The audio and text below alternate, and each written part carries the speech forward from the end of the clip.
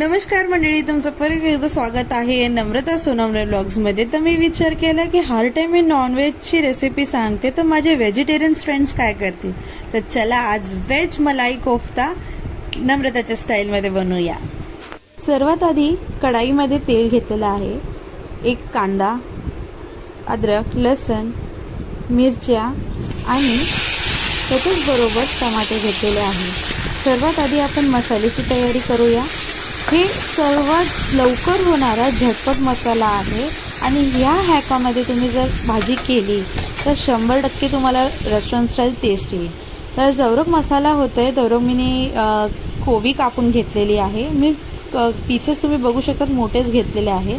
त्याला मी ब्लेंड करून घेईन मिक्सरमध्ये आणि मसालामध्ये आता मी ॲड करणार खसखस, जिरा, दालचिनी आणि काय वेलची घेतलेली आहे आणि त्याचबरोबर आता मी तेजपत्ता टाकून या मसाल्याला मिक्स करून घेणार आहे। मसाला जवरक होतोय मी एका बाजूला कोबी बारीक करून घेतलेली आहे, तर तुम्ही बघू शकता। आणि जास्त बारीक करायच्या आधी मी याच्यामध्ये काही कोथिंबीर आणि 3-4 मिरच्या, हिरव्या मिरच्या घेतलेल्या आहे। कोफ्ता तुम्ही तुमच्या हिशोबाने बनवू शकतात। मी याच्यात कोथिंबीरचे काड्या पण घेते। काड्याचं टाकायचं हेच कारण आहे की काड्याने फ्लेवर खूप छान येतं। तर हे या प्रकारे तुम्हाला कोबीचं मिश्रण दिसणार जे आपण मिक्सरमधून बारीक केलेलं आहे। आता याचे आपण हे करून घेऊया कोफ्ते। याच्यामध्ये थोडंसं कांदा ॲड केलं आहे मी। सॉरी, मला एक हाताने कॅमेरा धरायला आणि एक हाताने बनवायला होत नव्हता, माझ्याकडे स्टँड नाही आहे म्हणून। थोडासा मिसमॅच झालेला आहे। तर याच्यामध्ये आता मी थोडंसं बेसन ॲड केलं आहे।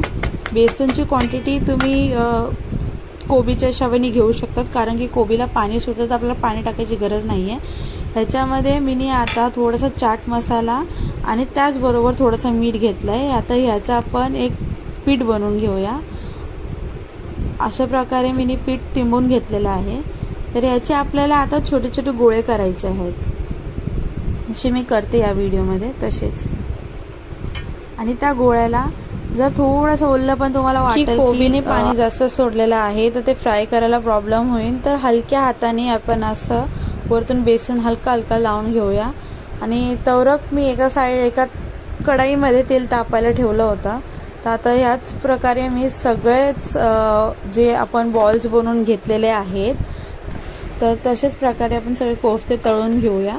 याला चांगलं चॉकलेटी कलर येऊस तर आपल्याला फ्राय करायचं आहे, याला डीप फ्राय करायचं आहे।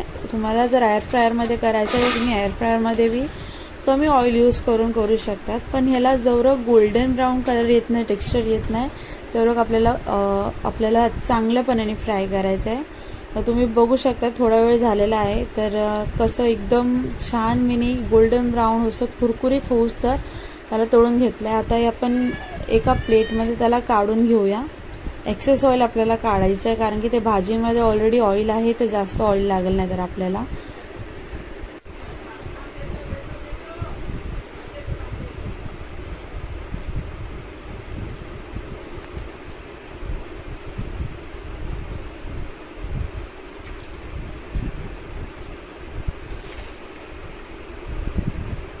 असंच बाकीचे बी तळून घेऊया आपण। बाकीचे कोफ्ते जे मी ठेवलेले होते बाजूला बनवून ते पण आपल्याला सेमच प्रोसेसने तळून घ्यायचं आहे। एकदम हाय फ्लेमवर तळू नका। जर आपण हाय फ्लेमवर तळायला जातो तर कोफ्ते वरतून तर क्रिस्पी होतात पण आतमधून कच्चे लागतात, तर ते खायला टेस्ट येत नाही।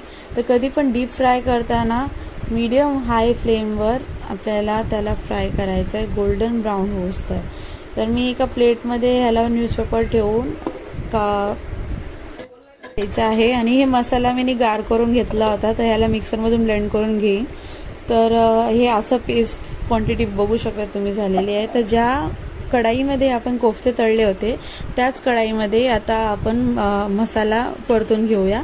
आपल्याला या मसाला डबल का परतायला लागतंय, कारण की थोडासा जे कलर आहे, जे बाकीचे जे ड्राय मसाले आहेत ते ह्या पेस्टमध्ये चांगलं मिक्स झालं पाहिजे। तर हे तेल तर तापलेलंच आहे, तर याच्यामध्ये मी मसाला ॲड करते। पहिला सगळं मसाला चांगलं आपण कढईत टाकून घेऊया. आता ह्याला चांगलं एक मस्तसा मिक्स देऊया, मग आपण ह्याच्यात मसाला ॲड करू.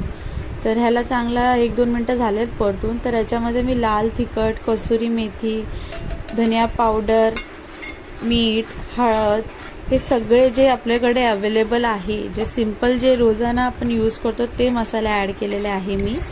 बाकी एक्सेस मसाले काहीच याच्यामध्ये ॲड केले नाही आहे. आणि हे तिखट मी जास्त मसाला ॲड केला नाही. हे काश्मीरी लाल मिर्च पावडर आहे, ज्याच्याने मसाल्याचं कलर खूप छान येतं. कारण जर तुम्हाला तिखट खायला जास्त आवडत असेल तर तुम्ही मसाल्यामध्ये मिरच्या जास्त घेऊ शकतात किंवा तुम्ही लाल तिखट जास्तही वापरू शकतात मसाल्यामध्ये. तर तुम्ही क्वांटिटी बघू शकतात मी कशी ठेवली क्वांटिटी मसाल्याची. तर ह्याला आपण चांगलं परतू देऊया 2-5 मिनटं. ह्याला झाकण लावून ठेवूया तेल सुटूस तर. आणि मी एक साईडला थोडंसं पाणी घेतलं ग्रेव्हीसाठी गरम करायला. तर 5 मिनटं झालेले आहे, तुम्ही बघू शकतात खूप छान तेल सुटलेलं आहे, म्हणजे मसाले चांगलेच पकलेले आहेत. आणि एकीकडे मी बॉईल करायला पाणी ठेवला होता, जे की आपण या मसाल्यामध्ये टाकूया. कधी पण मसाला बनवताना त्याच्यामध्ये गार पाणी टाकायचं नाही. गार पाण्याने काय होतं, ते मसाल्याचा ना फ्लेवरच सगळं निघून जातो. जर आपण बॉइलिंग वॉटर टाकलं ना त्याच्यामध्ये, थोडं कोमट जरी पाणी टाकलं, गरम पाणी टाकलं ना, तर ते टेक्स्चर जे हॉटेल टाईप जो टेक्निक असते ना, ह्याला ती टेक्निक म्हणतात. तर त्या हिशोबाने तुम्हाला ना टेस्ट खूप छान येईल आणि काम पण खूप लवकर होईल. म्हणजे तुमचा टाईमचा पण खूप मोठा हॅक आहे की तुमचा टाईम पण वाचतंय आणि दुसरी गोष्ट तुमची ग्रेव्ही पण खूप छान होते. तर ह्याला पण थोडं तेल सुटू दिलं मी. आता मग ह्याला मी याच्यामध्ये कोफ्ते सोडणार. जे आपण कोफ्ते जे तळून ठेवलेले, बाजूला ठेवलेले, हे मी ॲड करणार त्याच्यात. हे कोफ्ते तुम्ही जेवणाच्या आधी 5 या 10 मिनिट्स आधी पण टाकून ठेवू शकतात किंवा तुम्हाला जर असंच आवडतं आहे तर तुम्ही पहिल्या बी हे असे टाकून त्याला नंतर सर्व करू शकतात. तर माझं तर म्हणणं आहे की तुम्ही जेव्हा गरम गरम खाणार असणार ना, तेव्हाच हे कोफ्ते ॲड करून थोडीशी भाजीला 5 मिनटं वाफ देऊन मग वाढा जेवायला. का की त्याच्याने जे आपले कोफ्ते आहेत ना, त्याचा क्रंचीपणा तसंच राहतो आणि त्याला चव पण खूप छान येते. नाहीतर हे आपल्याला ना पिटकुळ लागतं नंतर खायला. तर अशा प्रकारे मी ह्याला 5 मिनटं वाफ दिली. तर तुम्ही बघू शकता किती छान तरी आलेली आहे भाजीला. आता मी एक लास्ट त्याच्यात इंग्रेडियंट ॲड करणार आहे, ते अमूलचा फ्रेश क्रीम. तर तुम्ही तुमच्या आवडीचं क्रीम ॲड करू शकतात त्याच्यात.